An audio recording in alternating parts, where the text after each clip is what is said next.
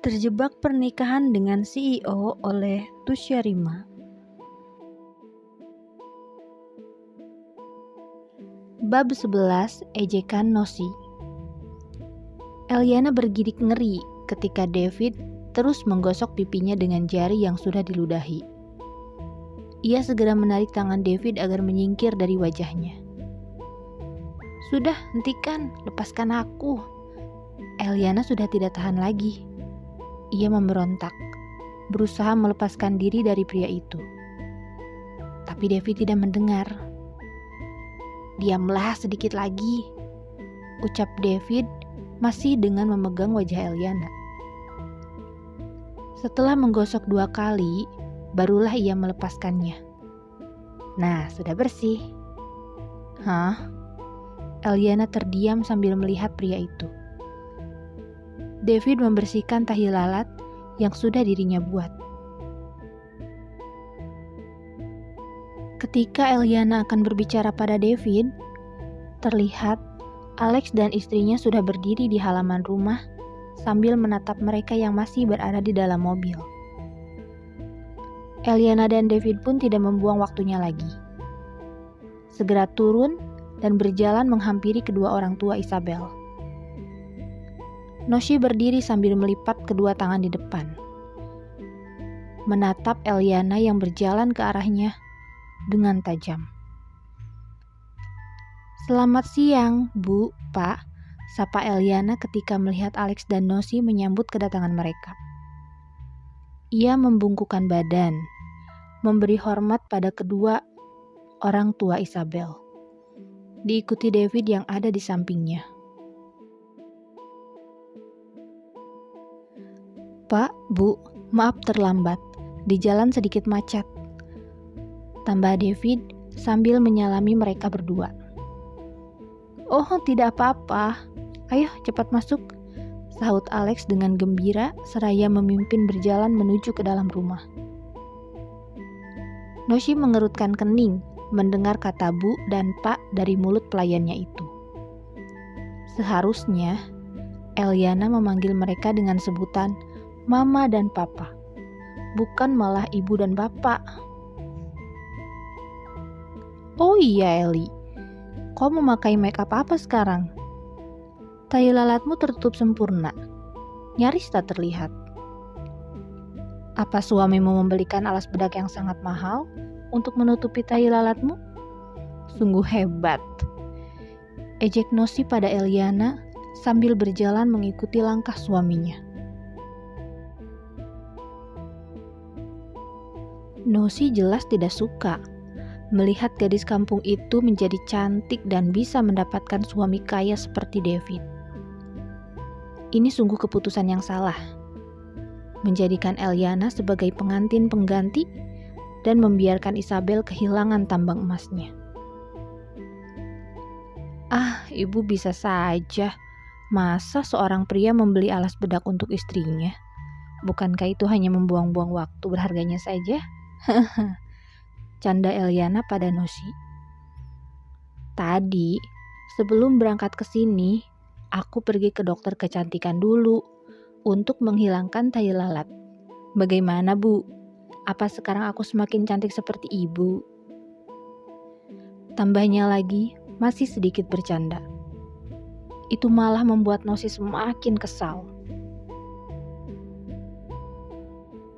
"Benarkah?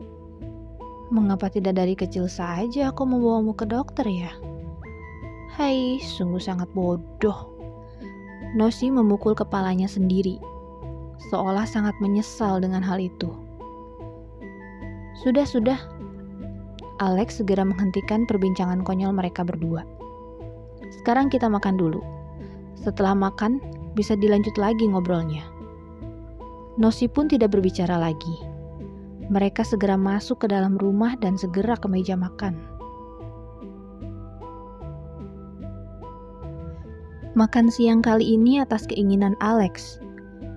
Pria tua itu menghubungi Edwin dan berpesan agar David serta Eliana pulang ke rumah untuk makan siang, sekalian mengambil barang milik Eliana. Itulah yang membuat David segera mengirim pakaian ke rumah untuk Eliana. Di atas meja sudah tersaji banyak hidangan, dari mulai udang, cumi, kepiting, dan aneka sayuran. Semua ini dikhususkan oleh Nosi untuk menantu kesayangan mereka, David. Eliana terdiam di kursinya. Matanya menyapu semua hidangan yang tersaji di atas meja dengan perasaan tidak enak. Tiba-tiba ia bergidik. "Ayo, makanlah." Nosi mendorong piring berisi escargot, makanan unik khas kota ini dengan bahan menggunakan seafood pada Eliana. "Ini makanan kesukaanmu, aku sengaja menyiapkannya untukmu." Nosi mengambil 4 butir seafood ke atas piring Eliana, memaksa gadis itu untuk segera memakannya. Mata cantik Eliana tidak berkedip. Sambil menatap Nosi, Eliana menolak makanan ini dengan tatapan. Nosi hanya tersenyum samar melihat tingkah pelayannya yang cukup berani ini. Ia mengambil sendok dan menyuapi Eliana dengan escargot. Hidangan bernama escargot ini bukan sekadar makanan berbahan seafood saja, namun juga kaya akan protein, vitamin B2, dan asam amino yang sangat bermanfaat untuk kesehatan. Sama sekali bukan racun untuk membunuh Eliana. Akan tetapi, gadis itu seolah sedang disuapi racun oleh Nosi, terus menolak dan memberontak. "Kenapa? Apa sudah tidak suka disuapi olehku lagi?" tanya Nosi pada Eliana. "Padahal sebelum menikah, kau sangat suka disuapi olehku." Nosi pura-pura marah. Ia menyimpan sendok di atas piring, lalu melipat kedua tangan di atas meja makan. Bukan seperti itu, Bu. Aku hanya..." "Makanlah," serga Devi tiba-tiba. "Kau tidak boleh menolak kebaikan seorang ibu. Itu namanya tidak sopan." "Tapi aku tidak ucapan Eliana terhenti lagi karena sekarang Nosi yang memotong. "Tidak apa-apa. Putriku memang sangat manja, susah untuk diberitahu." Nosi juga menyudutkan Eliana, membuat wanita itu tak berdaya. Baiklah, sini aku makan." Eliana menarik piring berisi escargot pembelian Nosi, lalu memakannya dengan mata terpejam. Eliana merasakan setiap kunyahan dengan rasa mual, hingga akhirnya 4 butir seafood sudah masuk ke dalam mulut. Itu membuat Nosi sangat puas. "Anak pintar." Nosi mengelus punggung gadis itu, sangat senang melihat Eliana kesusahan dalam menyantap makanannya. Nosi segera berkata pada semua orang, "Ayo kita makan." Semua orang mulai menyantap makanannya, memakan setiap hidangan itu dengan penuh keheningan.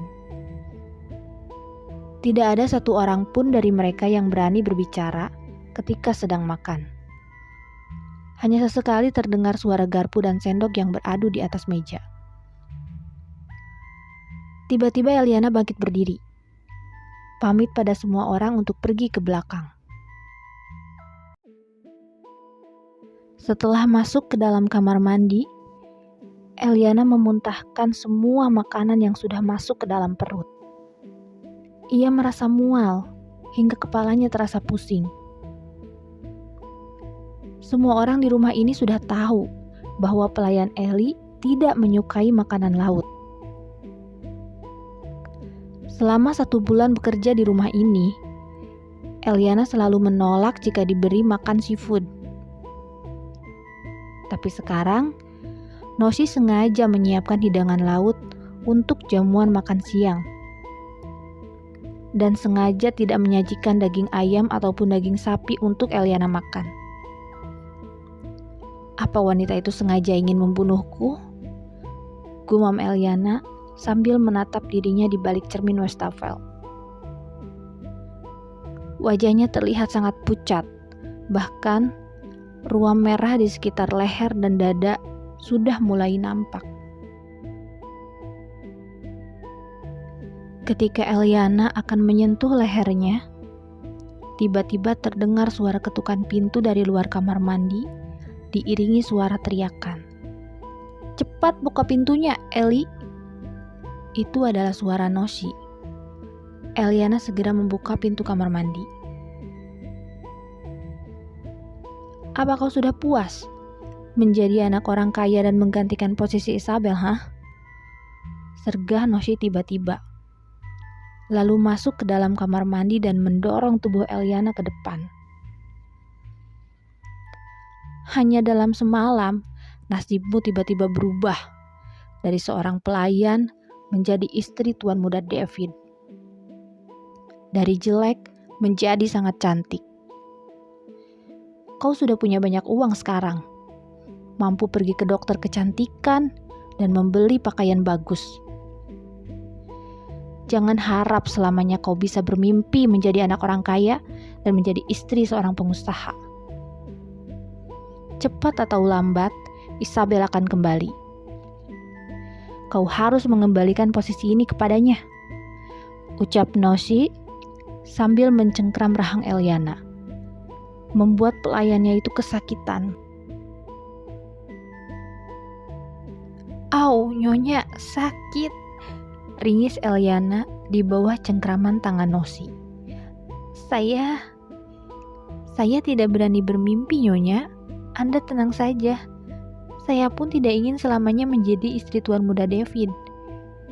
Jika sekarang bisa bercerai, saya pun akan segera bercerai."